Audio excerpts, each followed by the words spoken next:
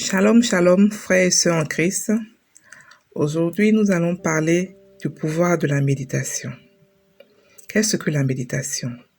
Pourquoi méditer? Comment méditer? C'est un sujet qui me tient particulièrement à cœur parce que j'ai remarqué que beaucoup de chrétiens et beaucoup d'églises n'enseignent pas ce que c'est que la méditation. Ils n'enseignent pas aux personnes, aux chrétiens, comment méditer et pourquoi méditer. On nous dit seulement dans Josué qu'il faut méditer, les pasteurs nous demandent de méditer et tout ça. Mais personne ne nous dit exactement comment méditer et ce que la méditation fait à notre esprit. Quels sont les bienfaits de la méditation? Donc aujourd'hui, je vais vous expliquer qu'est-ce que la méditation, pourquoi méditer et comment méditer. Êtes-vous prêts? Ok, on y va. D'abord, qu'est-ce que la méditation? Dans Josué 1, verset 8, la Bible nous dit que ce livre de la loi ne s'éloigne point de ta bouche. Médite-le jour et nuit pour agir fidèlement selon tout ce qui est écrit, car c'est alors que tu auras du succès dans tes entreprises. C'est alors que tu réussiras. Donc ici, Dieu nous dit que la méditation dépend, notre succès plutôt dépend de la méditation, de notre méditation. Il dit que car c'est alors que tu auras du succès dans tes entreprises, car c'est alors que tu réussiras. Ça veut dire que pour nous, chrétiens, sans la méditation, il est impossible pour nous de réussir, pratiquement impossible pour nous de réussir.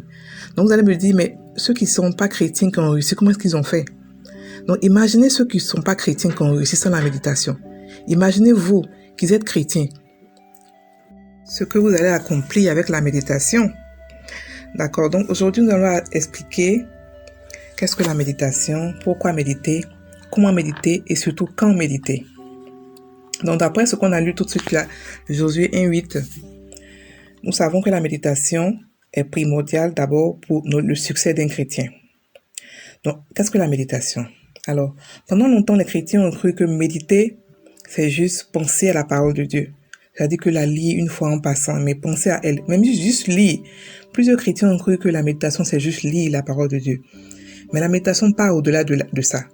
Lire la parole de Dieu, c'est un aspect de la méditation, mais ce n'est pas toute la méditation. La méditation est l'un des exercices spirituels qu'un chrétien doit pratiquer pour une vie de domination et de gloire. C'est une activité vitale pour chaque enfant de Dieu et sa puissance ne peut pas être minimisée. Alors, il y en a, j'ai enregistré 9 exercices spirituels dans la Bible. Sûrement qu'il y a encore un peu plus, mais c'est ce que moi j'ai enregistré. Voilà. Le premier exercice, c'est gagner des âmes.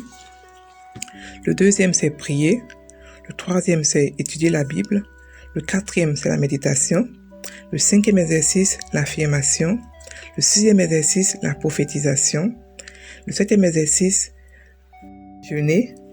Le huitième exercice, c'est donner. Le neuvième et le dernier, la visualisation. Alors, ces exercices spirituels sont très importants pour un enfant de Dieu qui veut grandir. Ce sont des exercices qui nous font grandir spirituellement.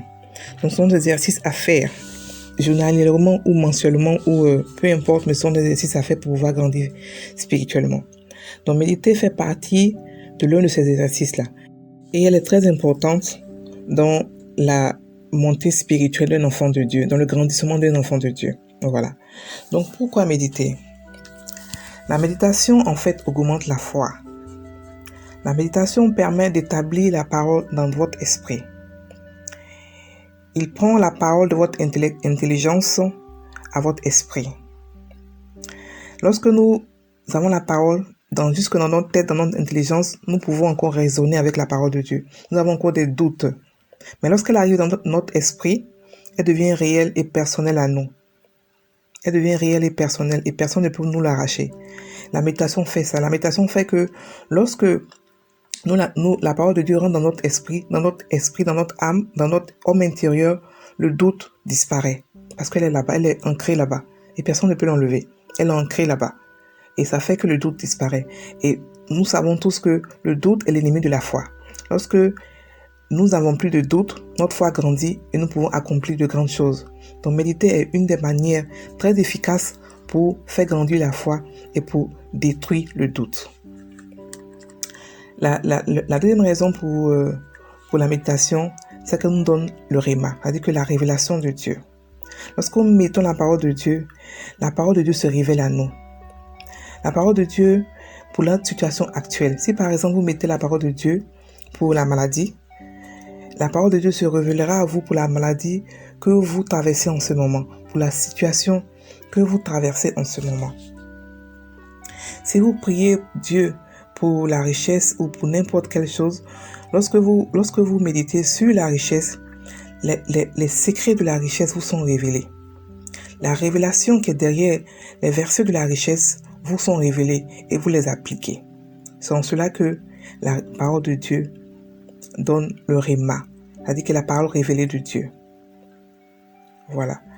Ce sont des paroles qui changent les situations.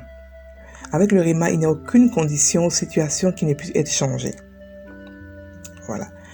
Et la parole de Dieu, la méditation aussi vous transforme en la parole. Le but de Dieu, c'est que nous devenons la parole. Nous devenons la parole. Voilà. C'est pour ça qu'il nous a donné la parole, c'est que nous devenions sa parole. Lorsque nous pratiquons la méditation constamment, vous trouvez que vous commencez à penser, à parler et à agir comme Dieu. Toute votre vie deviendra le reflet de sa parole. Et lorsque cela se produit, aucune maladie, aucune situation ne peut vous résister. Aucune maladie ne peut rester dans votre corps. Et aucune situation ne peut vous résister. Parce que vous avez la parole, vous êtes devenu la parole. Et Jésus était la parole. C'est pour cela qu'il a accompli tout ce qu'il a accompli. Jésus était la parole. C'est pour cela qu'aucune maladie ne pouvait se tenir devant lui. Parce qu'il était la parole. Et c'est le but de Dieu, que nous devenions la parole. Donc lorsque nous méditons la parole de Dieu, nous devenons un avec la parole. Nous devenons un avec la parole. Voilà. Comprenez que la parole a l'énergie divine d'affecter tout votre être, toute votre vie, y compris votre corps physique. Proverbe 4, verset 22 dit « Car la parole sont à la vie de ceux qui la trouvent et la santé pour toute chair. » Donc la parole, c'est comme un médicament. Lorsque vous la méditez pour votre situation, elle vous révèle la révélation qui est derrière. Elle entre dans votre corps, elle entre dans votre esprit et part guérir, part à la source pour détruire tout ce qui n'est pas de Dieu dans votre esprit. Donc méditer la parole est très très importante. Si actuellement vous avez une situation de maladie ou de quoi que ce soit, trouvez dans la parole la parole de Dieu un verset qui parle de votre situation et méditez-la. Méditez-la. Méditez-la. Au fur et à mesure que vous la méditez, vous saurez que vous serez changé en vous. Même si vous avez mal, même si vous êtes malade et vous avez extrêmement mal, la parole de Dieu est un médicament. Prenez-la, méditez-la jour et nuit, méditez-la tout le temps, méditez-la. Et vous comprendrez. Et d'ici peu, la parole va changer votre état, va changer votre mentalité, va changer votre état physique. Et d'ici peu, vous aurez la victoire, vous aurez la guérison. La parole emporte toujours sur toutes les situations, sur toute situation. Avec la parole, on a toujours la victoire. Maintenant, la parole aussi, la méditation de la parole vous propulse à pratiquer la parole. Philippiens 2, verset 13 dit, Philippiens 2, verset 13, car c'est Dieu qui produit en vous le vouloir et le faire selon son bon plaisir. En fait, dans le Nouveau Testament, nous n'obéissons pas à la parole, mais nous la pratiquons. Lorsque nous méditons la parole, nous devenons un avec elle et elle nous propulse à la pratiquer naturellement. Nous devenons alors pratiquants de la parole. Méditer la parole nous donne une compréhension, une motivation, une inspiration.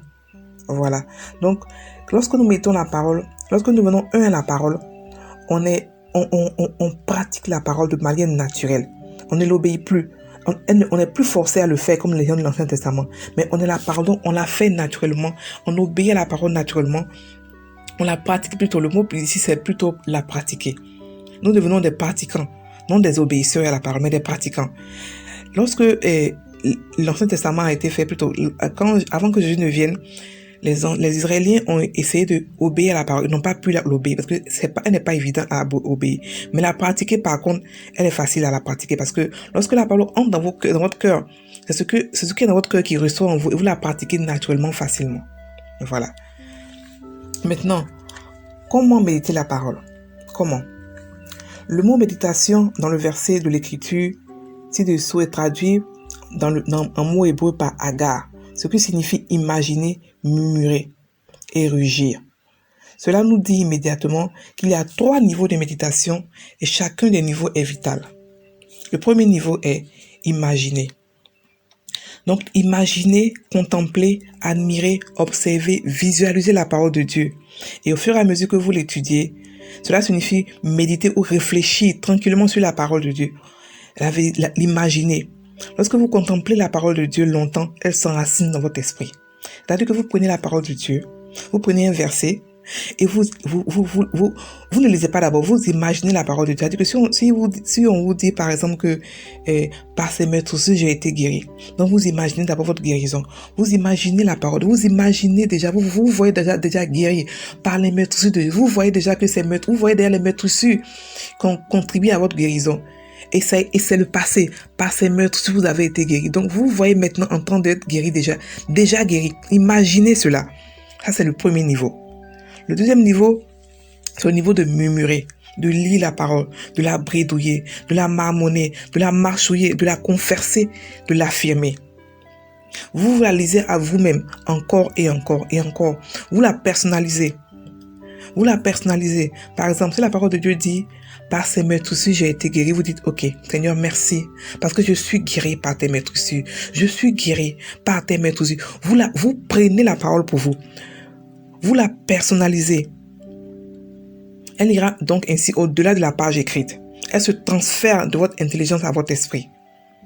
Vous devenez un avec la parole. Vous devenez un avec la parole parce que vous l'avez personnalisée. Ça, c'est le deuxième niveau.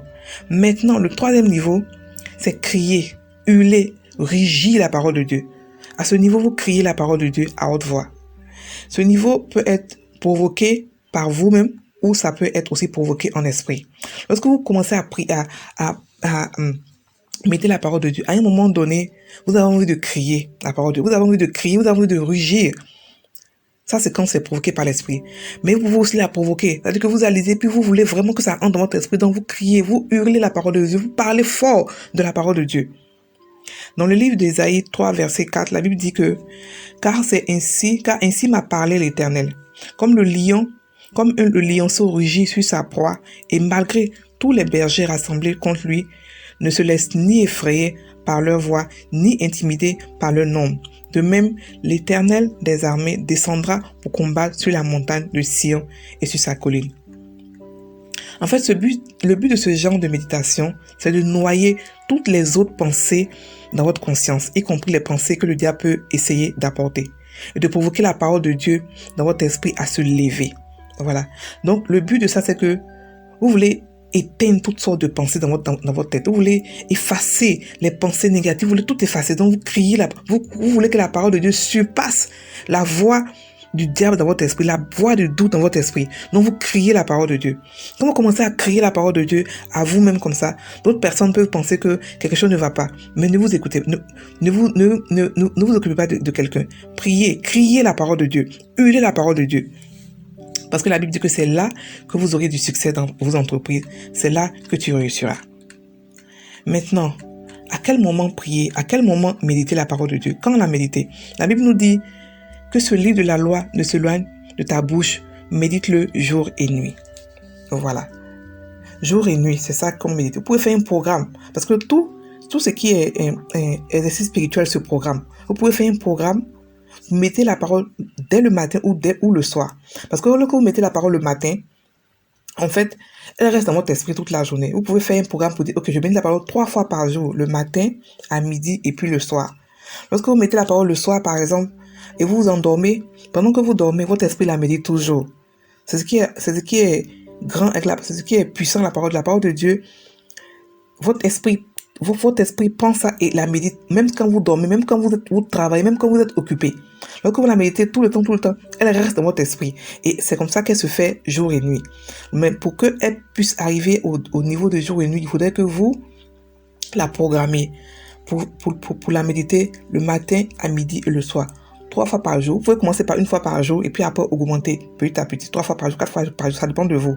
Mais lorsque vous la méditez comme ça tout le temps, elle reste dans votre esprit et elle devient pour vous réalité. Elle devient pour vous, pendant que vous faites tout ce que vous avez à faire, votre esprit médite la parole pour vous. C'est pareil comme prier. Quand vous priez, quand vous faites des programmes de prière tout le temps, vous priez. Lorsque vous dormez, votre esprit prie.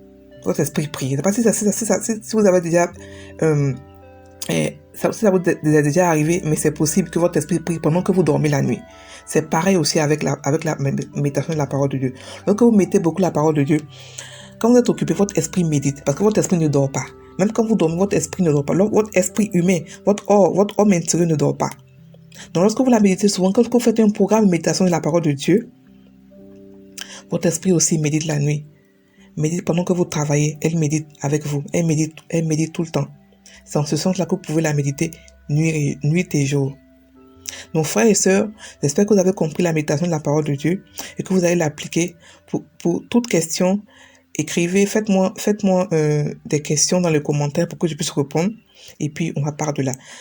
Méditez bien, réussissez dans la vie, soyez heureux, c'est ce que Dieu demande. Soyez bien.